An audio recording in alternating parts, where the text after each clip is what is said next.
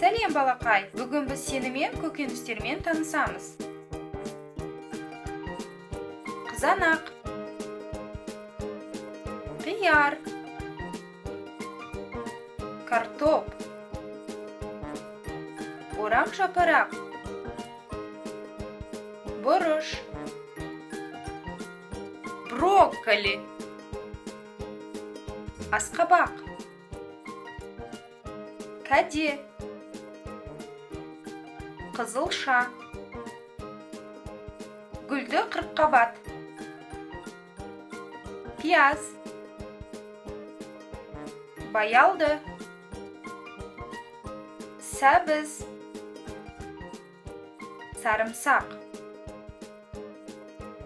асбұршақ, жүгері,